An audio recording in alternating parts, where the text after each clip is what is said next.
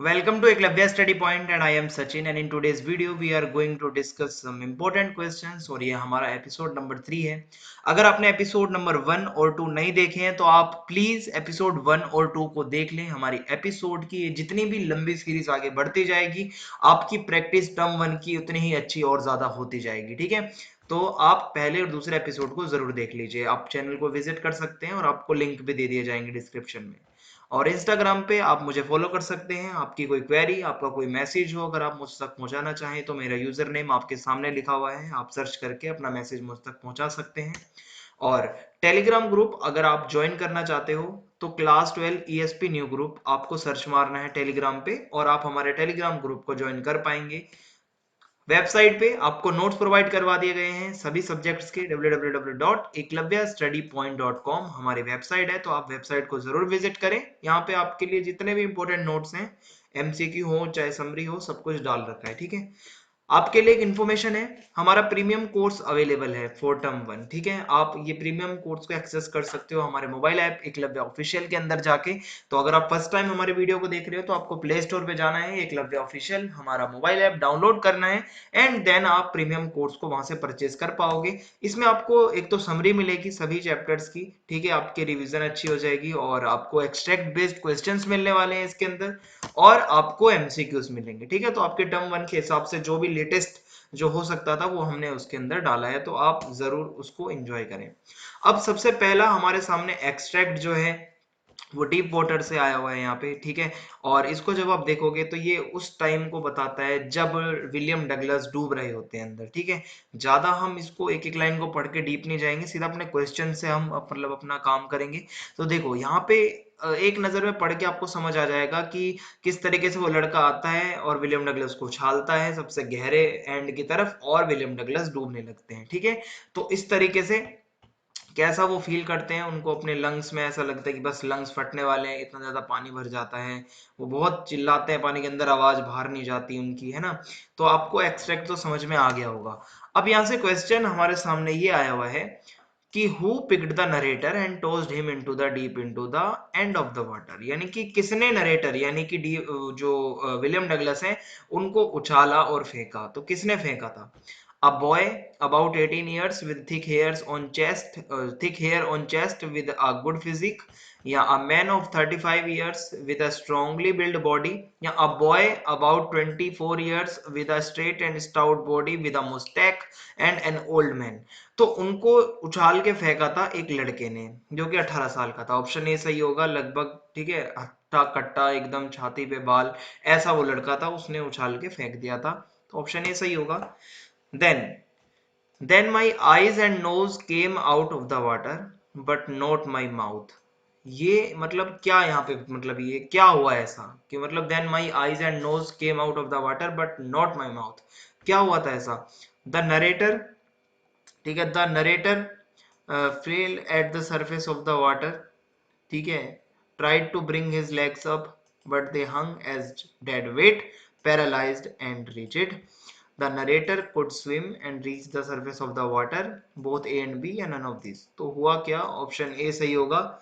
Narrator ने बहुत कोशिश करी अपने पैरों को चलाने की, कुछ भी नहीं हुआ। पैर ऊपर उठाने की कोशिश करी, पैर ऐसे हो गए थे जैसे लकवा मार गया हो, पैरालाइज्ड, इतने ज्यादा वो पानी के अंदर, मतलब ये हाल हो गया था उनका जब वो डूब रहे थे। तो ऑप्शन ए यहाँ पे सही होगा। ठीक है, पैरों में जैसे जान ही ना हो ऐसे हो गए थे।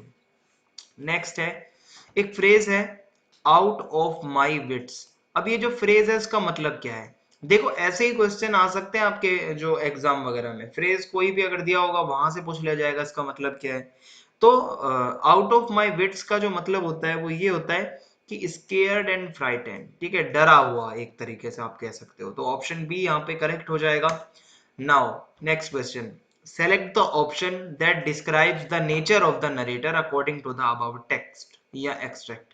तो आपने जो extract पढ़ा इसको देख के आपको क्या लगता है कि जो नरेटर है वो कैसा है? मतलब यहाँ पे एक तो देखो डरपोक तो है ही, डरा हुआ भी है और कैसे वो डूब भी रहा है, तो इसको देख के कैसा नेचर उनका समझ में आता है आप सभी को।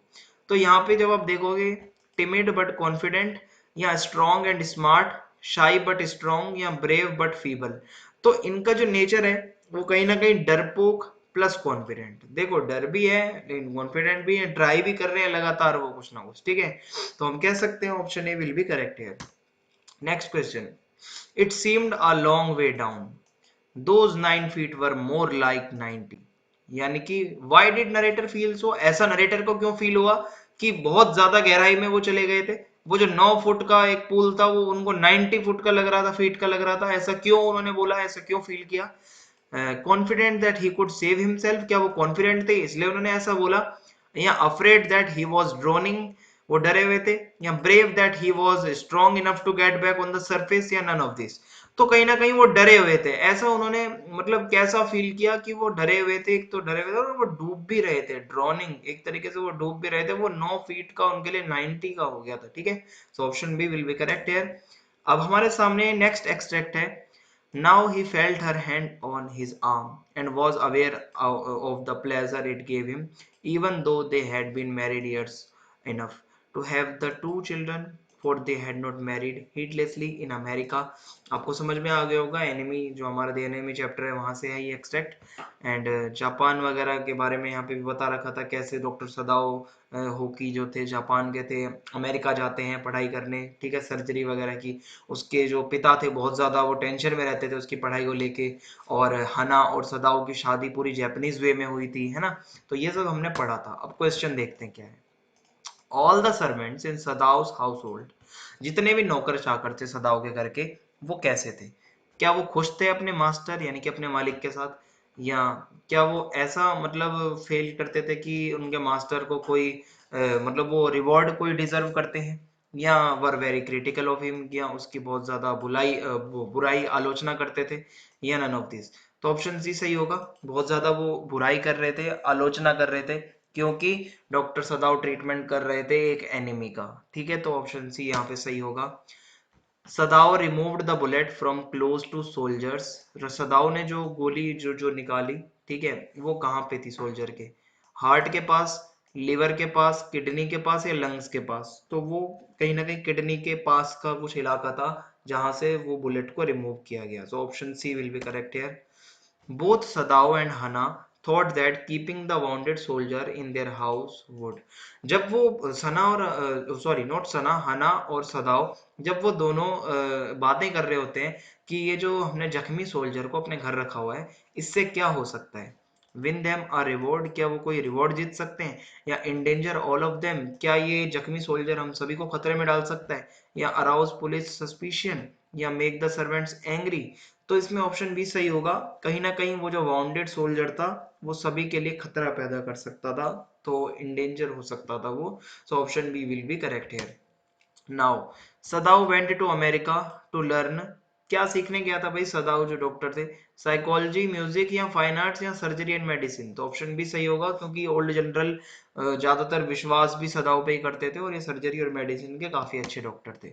नाउ हमारे सामने एमसीक्यूज हैं और उसमें ये पूछा गया सबसे पहले हमसे कि स्किनी का सिनोनिम क्या होता है, ठीक है। स्किनी तो हेल्दी, जी नहीं, स्ट्रॉन्ग ये भी नहीं, चबी भी नहीं, और थिन ये हो सकता है, स्किनी, थिन, पतला, ठीक है, ये इसका मतलब ये हो सकता है। So option C will be correct here. और उसके बाद नेक्स्ट है, select the option from the list that tells the relation of one of the rag pickers with the narrator in the story Lost Spring. आपको एक ऐसा word इसमें से उठाना है जो एक ऐसा रिलेशन बताता है एक कूड़ा बीनने वाले का उस नरेटर के साथ, ठीक है। तो देखो फ्रेंड, क्या वो फ्रेंड थे साहेब और जो नरेटर थे, नहीं वो फ्रेंड नहीं थे। अनीस जंग और साहेब फ्रेंड नहीं थे। क्या वो रिलेटिव थे, ये भी नहीं थे। टीचर भी नहीं थे।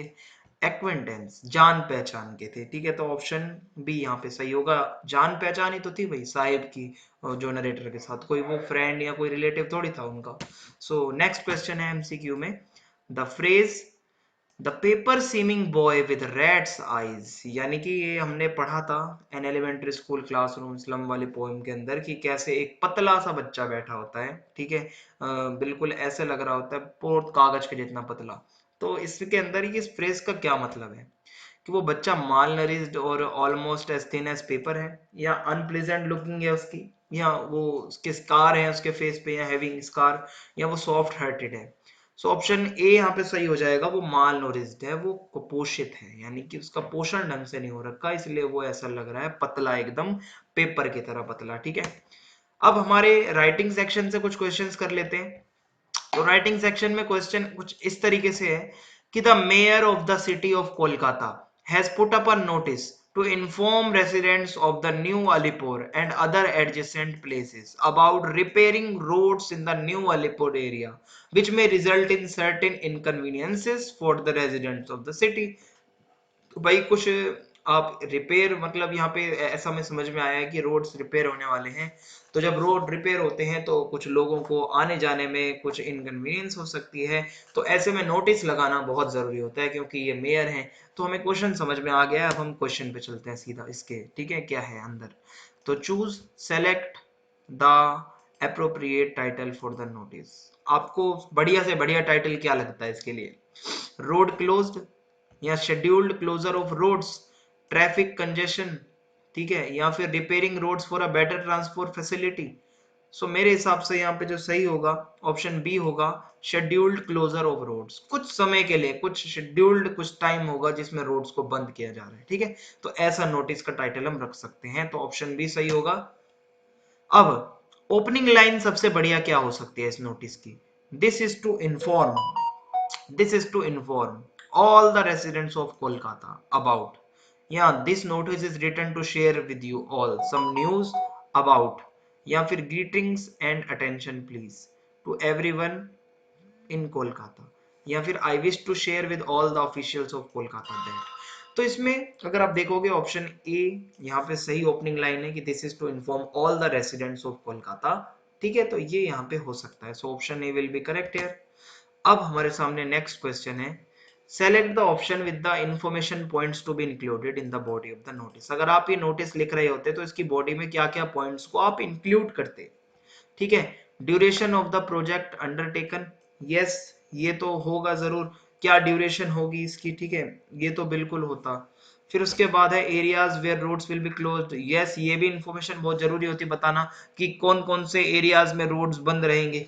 फिर थर्ड है alternate routes that can be accessed, ये भी आप बता सकते हो कि अगर वो रोड बंद है तो अल्टरनेटिवली आप क्या यूज कर सकते हो। And then fourth, number of workers working, जी नहीं ये किसी काम की इंफॉर्मेशन नहीं है नोटिस में, आप मजदूरों की संख्या क्यों बताओगे कितने काम कर रहे हैं। उसके बाद आता है डेली वेज ऑफ वर्कर्स, ये भी कोई काम की इंफॉर्मेशन नहीं है, आप क्यों उनके दिहाड़ी के बारे में नोटिस में बताओगे, नहीं बताओगे। ठीक है, reason for the repair of roads, ये आप चाहो तो लिख सकते हो कि भाई रोड्स की हालत सही नहीं थी तो इसलिए मतलब रोड की रिपेयरिंग हो रही है, सो ये एक वैलिड पॉइंट माना जाएगा। सो 1 2 3 एंड 6 यहाँ पे option A will be correct है। सो इसी के साथ हमारा ये एपिसोड आज यहाँ पे खत्म होता है। आप सभी वीडियोस को देखते रहिए, एपिसोड 1 और 2 को जरूर देख लेना इससे पहले वाले, आगे बहुत सारे एपिसोड्स आने वाले हैं। समरी मैंने सारी पढ़ा रखे हैं, सारे नोट्स बना के वीडियोस बना रखी हैं, डिस्क्रिप्शन में जाइए आपको लिंक मिल जाएगा।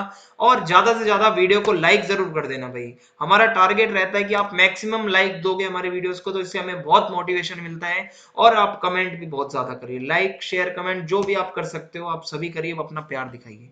चैनल को सब्सक्राइब करना बिल्कुल भी ना भूलें। थैंक्स फॉर वॉचिंग, जय हिंद जय भारत।